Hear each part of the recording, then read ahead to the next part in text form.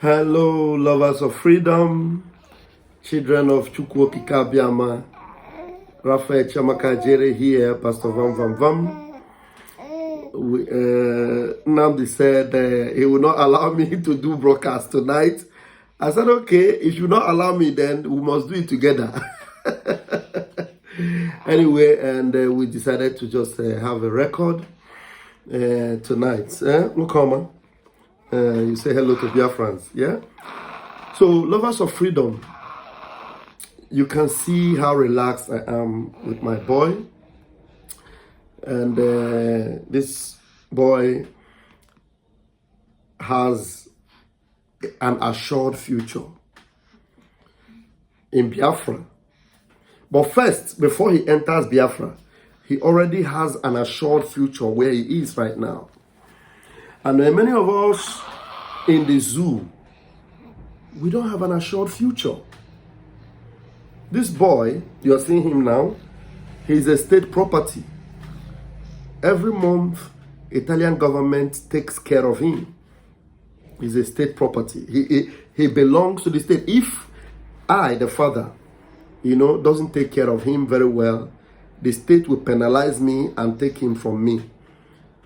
So I have a responsibility to take care of him because the state where he is provides for him also. So he has a secure assurance for him.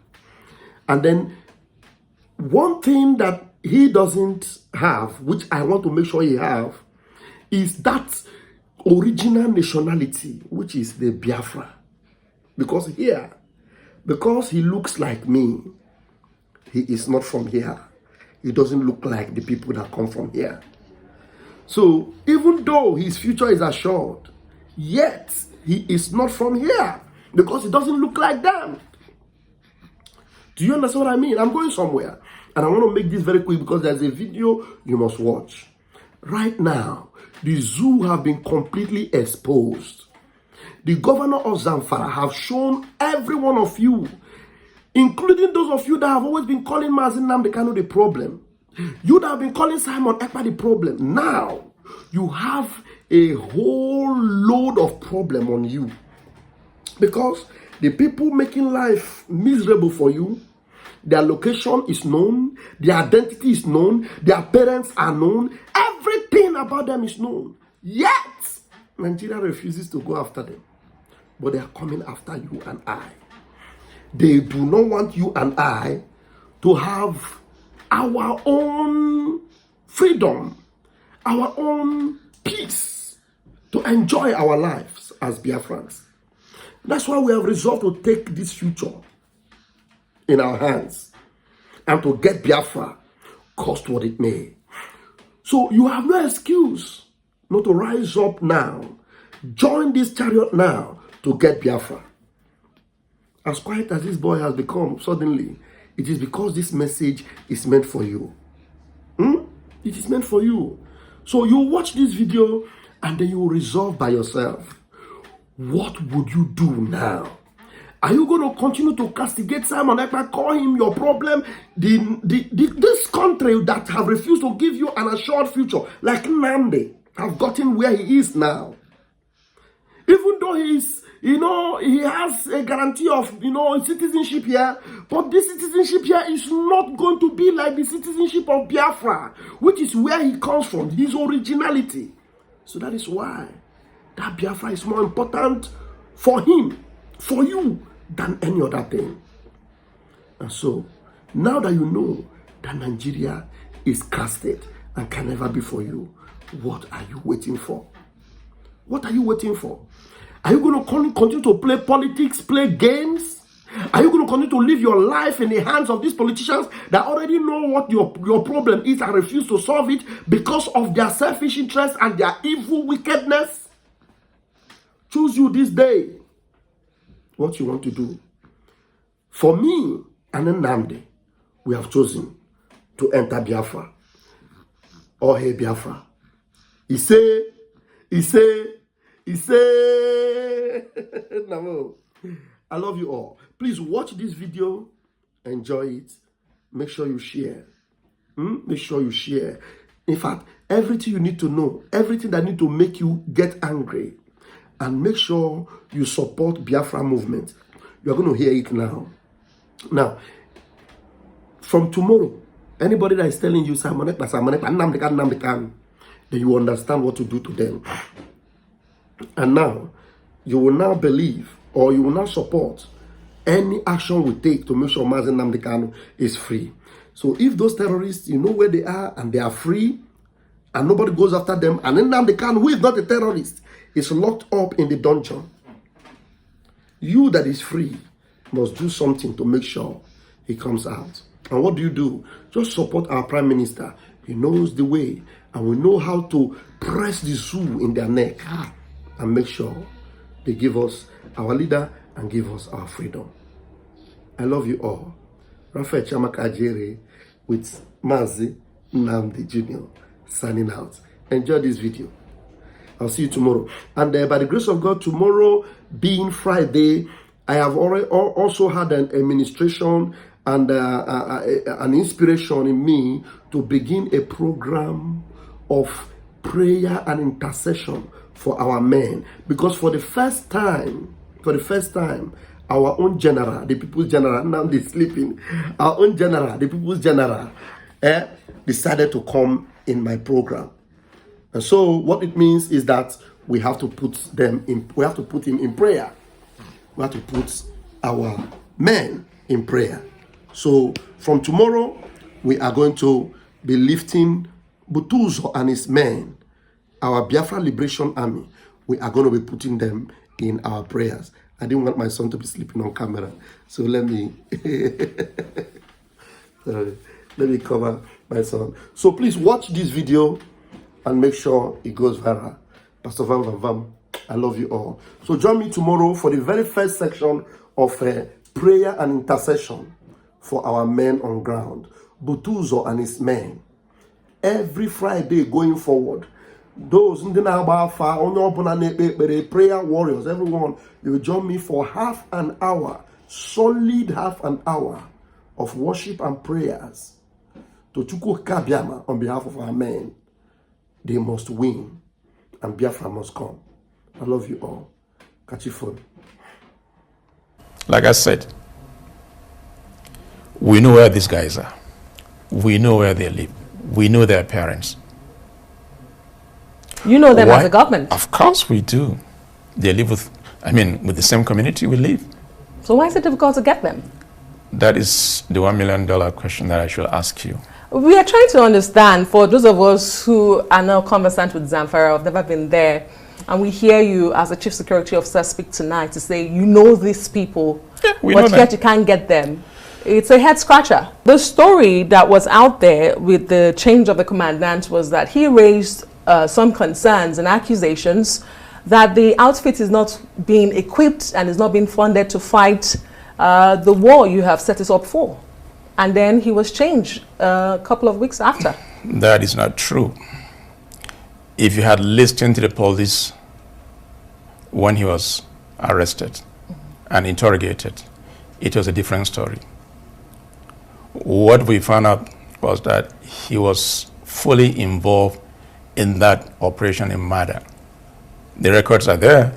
You can get this information from the Commissioner of Police in Zamfara State. So it's not true. Great. Mr. Governor, I'd like to take you back to my first question when I asked you about what your state was actually dealing with. Because we hear banditry in Zamfara in the northwest of Nigeria. But by our understanding, and the simplest definition of banditry, involves groups of armed thieves. So these are thieves with just arms. Yet the challenge seems, grave, that the Northwest, and particularly Zamfara State, is not able to deal with a group of thieves who have arms. So do you feel the narrative is correct to say what you're dealing with in your state is banditry, or is it something more grave than that? Well, it all depends on classification. You can call them bandits, you can call them thieves, you can call them any name. But my understanding is what will be the reason for these banditry activities. That's number one. Two, if you talk about Niger Delta, I will say yes, there's an economic reason why people are fighting to get certain things. If you look at Boko Haram, you will say that it's a religious issue because they believe in their faith, and therefore they want to defend their faith. What is the reason in Zamfara? We are the same people, 99.9% same religion. So what is the reason? What are they fighting for? This is the question. Have you been able to find an answer to that question? That is still what we're trying to do, because I cannot understand why. And imagine if today they're going after government officials, they say, okay, they have grievances with government officials, but they kill innocent people that barely even eat 1 square meal in a day. What could have been the reason? That must be crazy. And that is still what we're trying to find out. And to deal with that is you need to deal with these people decisively. And in taking that decisive measures, let's talk about the role of the federal government in all of this, because so far it's been your effort we've talked about. How much of an influence does the federal government have in, or has in, fighting this war with you in Zamfara state? What's been the involvement of federal government? The security situation is not just for Zamfara. It's across all the northern part. However, Zamfara play a dominant role in terms of the banditry because this is where they hibernate. They move from Zamfara to Katsina, Niger, Kaduna, Sokoto, and so on and so forth. And you know, it's the responsibility of federal government to provide safety of people, lives and property, which is the security forces that include the military, the police, as well as civil defense. Yeah, they're doing their best. However, there's a need to do more to deal with these guys decisively. Like I said, we know where these guys are. We know where they live. We know their parents. You know them as a government? Of course we do. They live with the same community we live. So why is it difficult to get them? That is the $1 million question that I should ask you. We are trying to understand, for those of us who are now conversant with Zamfara, have never been there, and we hear you as a chief security officer speak tonight to say you know these people, but yet you can't get them. It's a head scratcher. It is something that we are trying to all put our heads together. That is why, from what I can do as a governor, to have this CPG as a first line of defense.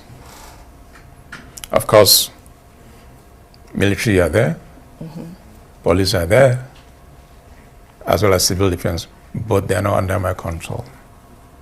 They are under the control of federal government, and they are doing their best. And like I said also, our security forces have the ability to crush these guys. But they are not. They're trying their best. Trying their best. Like what happened within the last 3 days when one of the major kingpin, Halilu Sububu, was killed. It is a combination of both military as well as the CPG and the community that made it possible. And I commend them for that.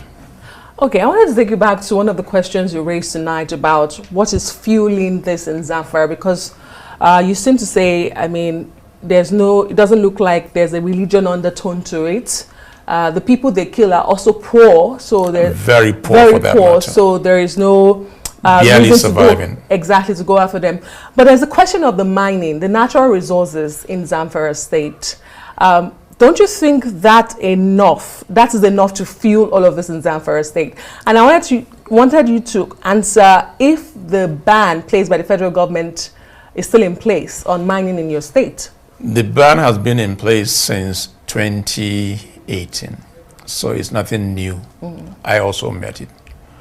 What I did on my own part is to also make sure the traditional institution do not give this consent form or consent letter for any mining activity in Zamfara state. And it's one reason why we had to issue an executive order that will stop giving out consent letters on mining by traditional rulers. Now, yes, there is a kind of correlation between insecurity and mining. And that's the reason why we're making conscious effort to have a clear understanding between the state and the federal government on what will be the best way to go about it. Of course, it's about revenue as far as I'm concerned. If we're able to get it together and make it functional, that means there's an additional revenue that will be coming to state government, which will be used in making some significant projects that will be for the benefit of our people. And I'm happy there's that synergy now between the state and the federal government in terms of mining activities on what will be the way forward. We're trying to fine-tune the whole thing. Okay, so if I understand you, this ban on mining that has been in place hasn't really shifted the needle in terms of the nexus between mining or illegal mining and security in the state.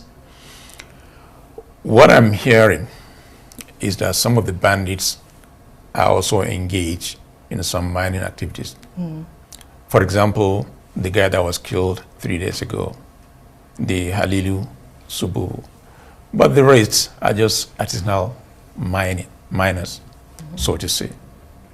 So it is something, like I say, we're trying to fine-tune to understand what is really happening and what would be the best way to make it effective and functional, so that in the long run, there will be revenue coming to both federal and the state government.